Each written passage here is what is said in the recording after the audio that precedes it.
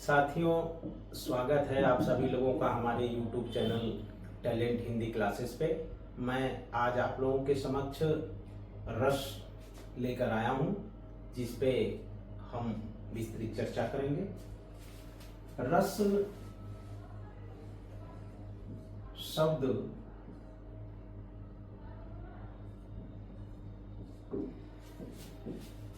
रस धातु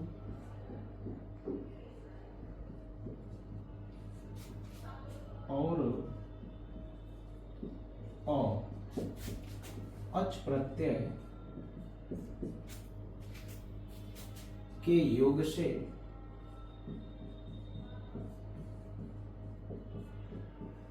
मिलकर बना है, जिसका शाब्दिक अर्थ है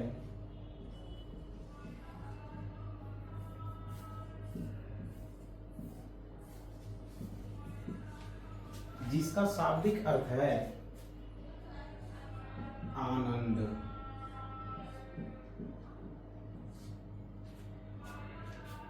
रस शब्द रस धातु और अच प्रत्यय के योग से मिलकर बना है, जिसका शाब्दिक अर्थ है आनंद। रस का व्युत्पत्ति परक अर्थ है आस्वाद्य।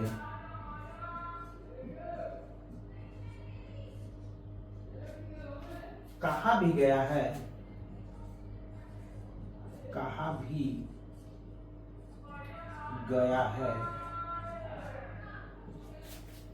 रस्यते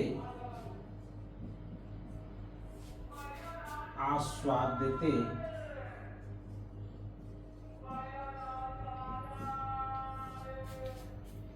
इति रसः।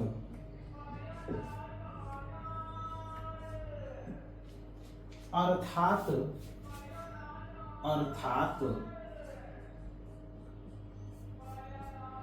जिसमें आस्वाद्य मिले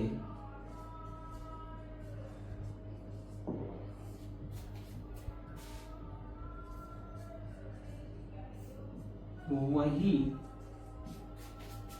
रस है, वही रस है। रस का व्युत्पत्ति परक अर्थ है आस्वाद्य।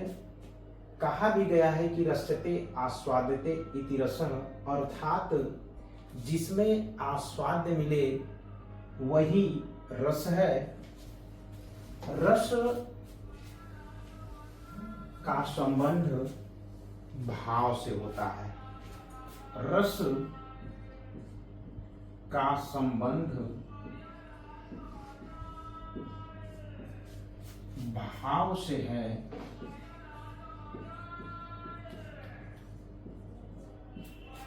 भाव ही रसत्व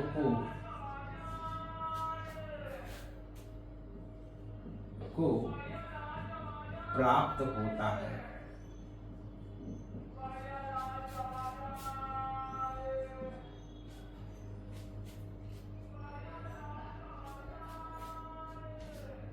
कहा भी गया है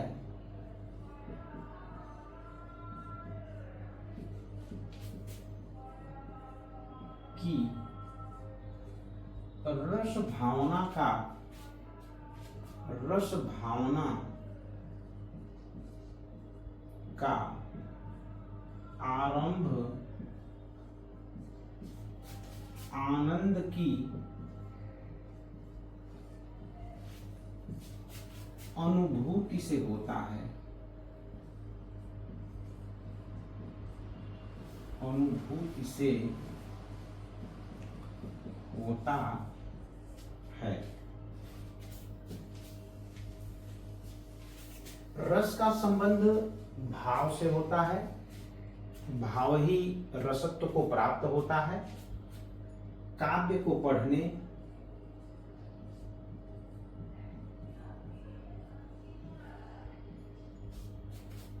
नाटक को देखने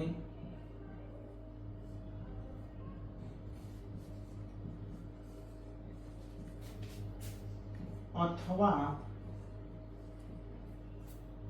कहानियों के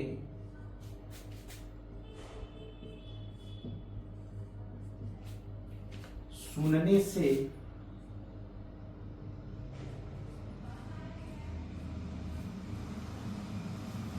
जो विशेष प्रकार का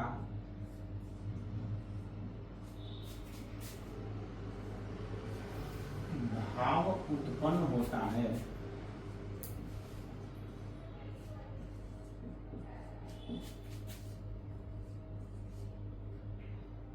उसे रस कहते हैं। उसे रस कहते हैं। रस का संबंध भाव से है। भाव ही रसत्व को प्राप्त होता है। काव्य के पढ़ने, नाटक को देखने अथवा कहानियों के सुनने से जो विशेष प्रकार का भाव उत्पन्न होता है उसे ही रस कहा जाता है। सामान्य व्यवहार में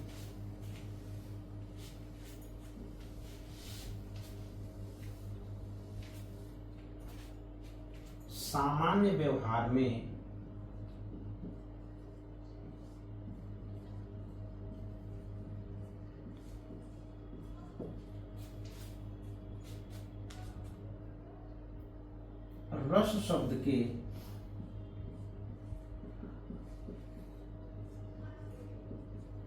पांच अर्थ हैं।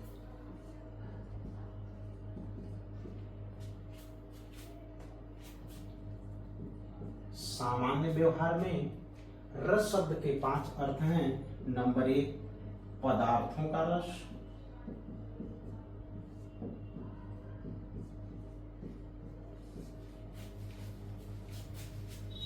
नंबर 2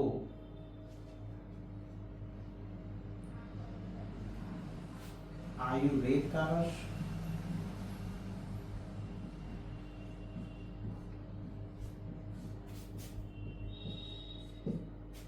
इसमें मधुर, अम्ल, लवण, कटु, तीक्ष्ण, कषाय आते हैं। उसके बाद है तीसरा भक्ति रस। भक्ति रस। चौथा है जल रस, अर्थात पृथ्वी को जलवती कहा गया है।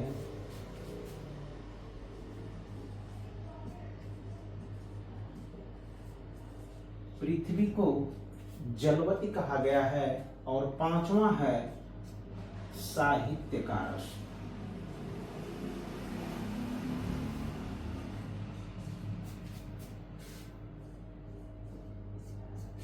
इसे काव्यानंद कहा गया है।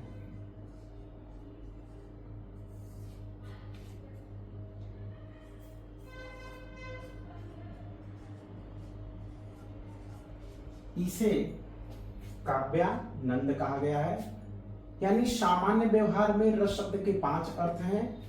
पदार्थों का रस, आयुर्वेद का रस, भक्ति रस, जल रस अर्थात पृथ्वी को जलवती कहा गया है, और उसके बाद साहित्य का रस, इसे काव्यानंद कहा गया है।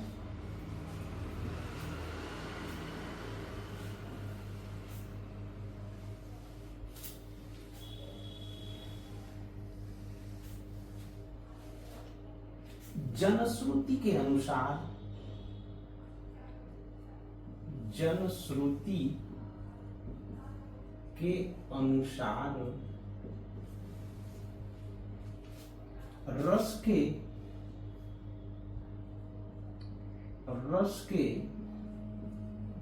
प्रथम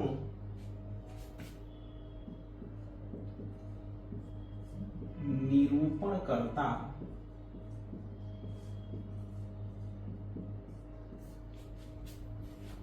नंदिकेश्वर माने जाते हैं।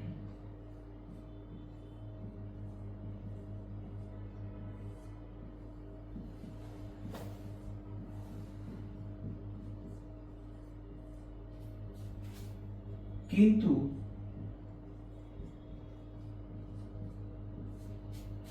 आचार्य भरत मुनि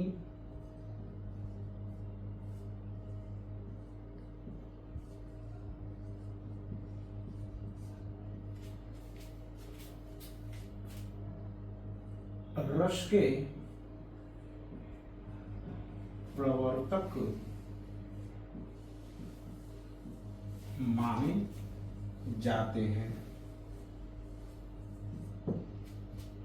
जनश्रुति के अनुसार रस के प्रथम निरूपणकर्ता नंदिकेश्वर माने जाते हैं, लेकिन आचार्य भरत मुनि को रस संप्रदाय का प्रवर्तक माना जाता है। आचार्य भरत मुनि ने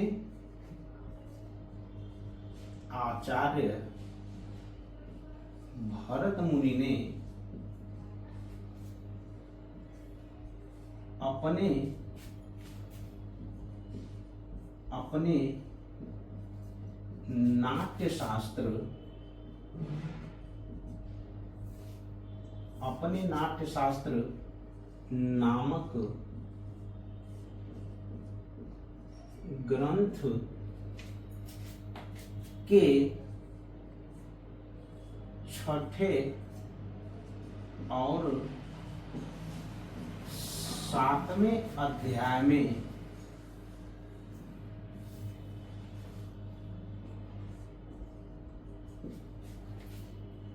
रस और भाव का विवेचन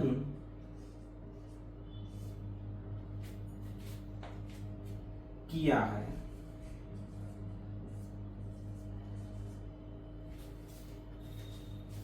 आचार्य भरत मुनि ने अपने नाट्यशास्त्र नामक ग्रंथ के छठे और सातवें अध्याय में रस और भाव का विवेचन किया है।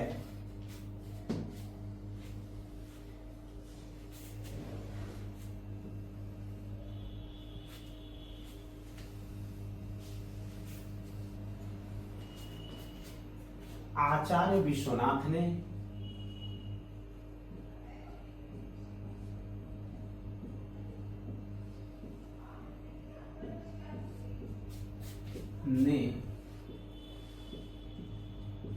अपने ग्रंथ साहित्य दर्पण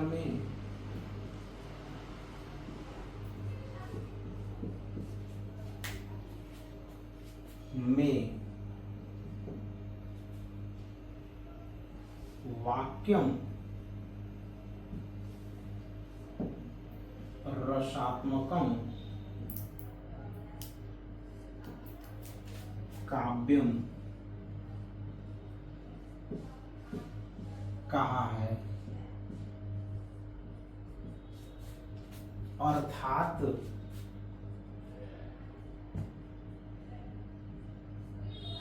रसपूर्ण वाक्य ही काव्य है। इस तरह से आचार्य विश्वनाथ ने भी रस के परिप्रेक्ष्य में अपनी बातें रखी हैं।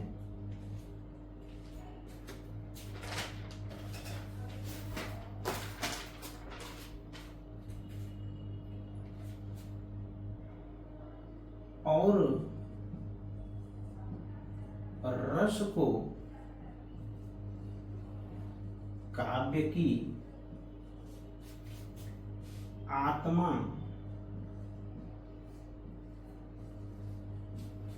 कहा है।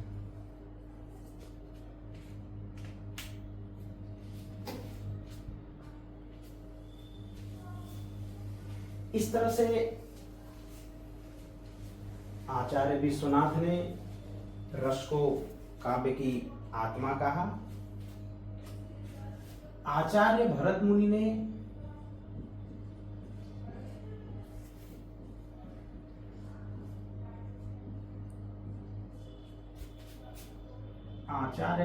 ने अपने नाट्य शास्त्र नामक ग्रंथ के 6ठे अध्याय में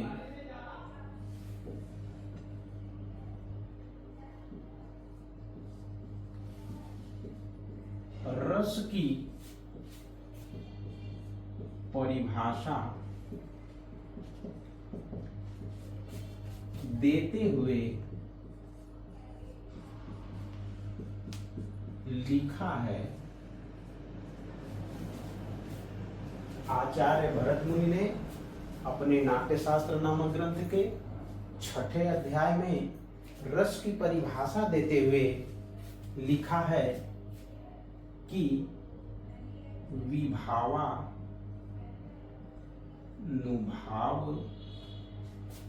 व्यभिचारी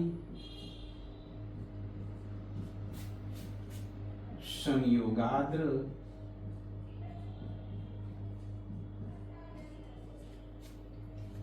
रस निष्पत्ति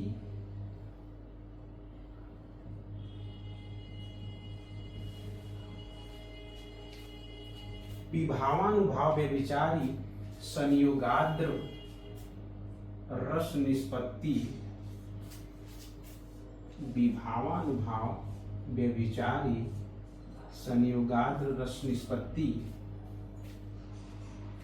अर्थात विभाव अनुभाव तथा संचारी भाव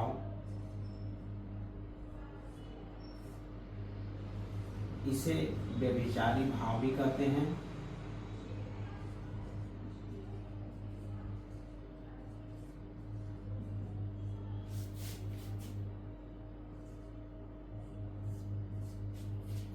विभावानुभाव व्यभिचारी भाव संयोगाद्र रस निष्पत्ति अर्थात विभाव अनुभाव तथा संचारी भाव के योग से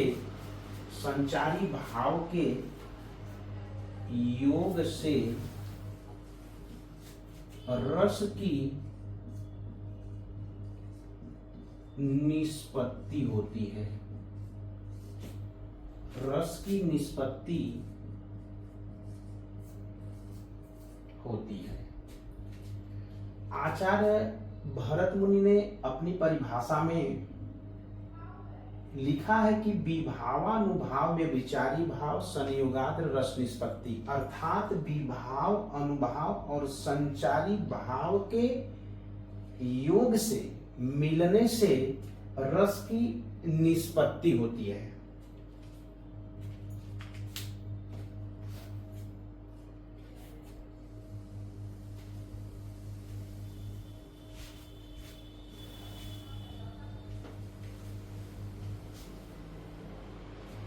हिंदी साहित्य में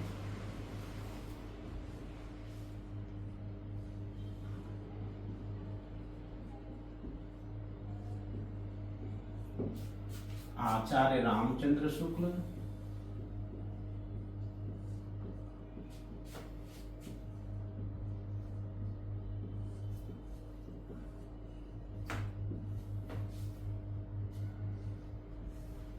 हिंदी साहित्य में आचार्य रामचंद्र शुक्ल एवं डॉक्टर नगेंद्र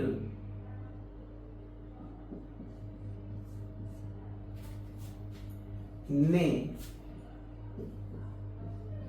रस की व्याख्या की है। हिंदी साहित्य में आचार्य रामचंद्र शुक्ल एवं डॉक्टर नगेंद्र ने रस की व्याख्या की है। शुक्ल जी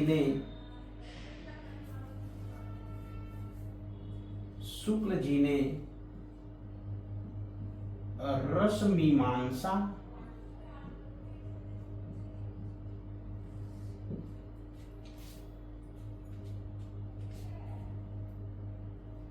नामक ग्रंथ लिखकर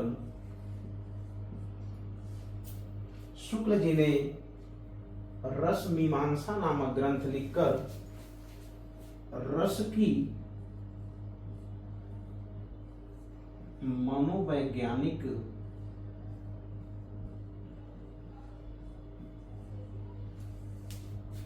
व्याख्या की है।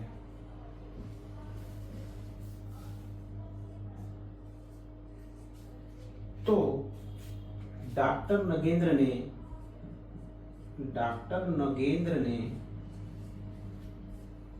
रस सिद्धांत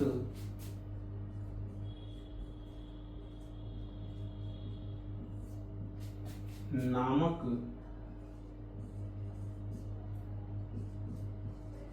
ग्रंथ लिखकर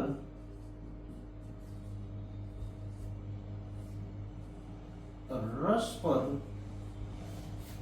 विभिन्न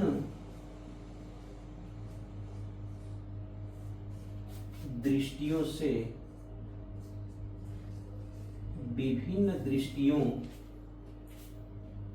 से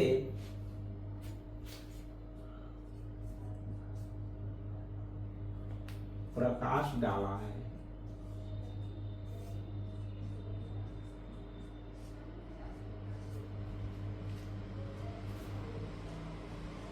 डॉक्टर नगेंद्र और आचार्य रामचंद्र शुक्ल,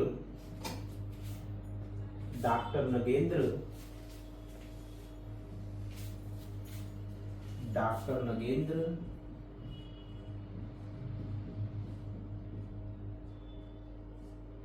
और आचार्य रामचंद्र शुक्ल को रसवादी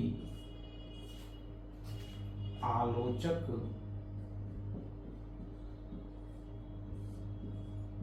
माना जाता है।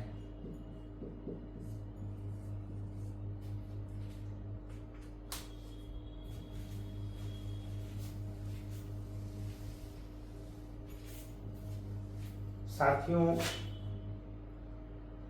जैसा कि विश्वनाथ ने अपने साहित्य दर्पण में वाक्यम रसात्मकम काव्यम कह करके रस को काव्य की आत्मा कहा, उसके बाद डॉक्टर नगेंद्र और आचार्य रामचंद्र शुक्ल ने भी रस पर विस्तृत चर्चा की। इन दोनों को रसवादी आलोचक कहा जाता है, लेकिन रस की सबसे प्रामाणिक व्याख्या आचार्य भरत मुनि ने दिया है। आचार्य भरत मुनि ने अपने ग्रंथ नाट्यशास्त्र में विभावानुभाव्य विचारी संयोगात रस निष्पत्ति कह करके उसकी परिभाषा दी है, जिसमें उन्होंने विभाव, अनुभाव तथा संचारी भाव, इन तीनों के संयोग से रस की निष्पत्ति माना है।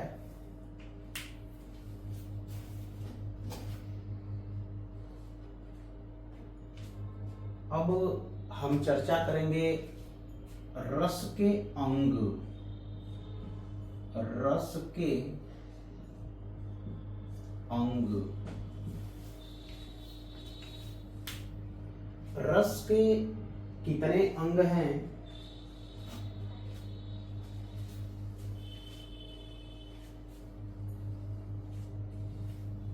रस के 4 अंग माने गए हैं। रस के अंग, रस के 4 अंग माने गए हैं।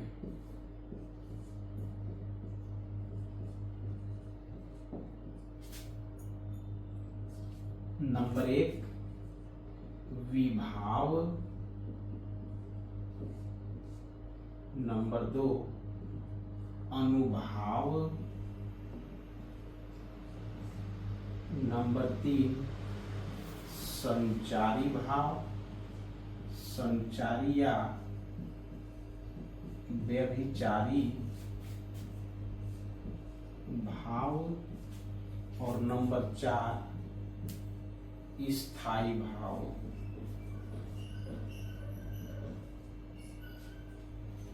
रस के 4 अंग माने गए हैं, विभाव, अनुभाव, संचारी भाव तथा स्थायी भाव।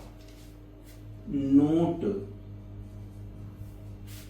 आचार्य भरत मुनि ने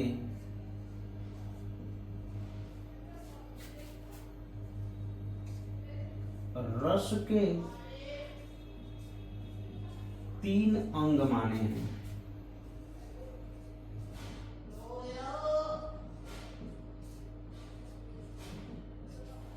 कौन कौन से? नंबर 1 विभाव, नंबर 2 अनुभाव, नंबर 3 संचारी या व्यभिचारी भाव।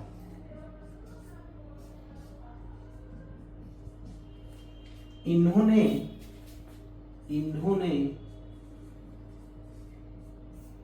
स्थायी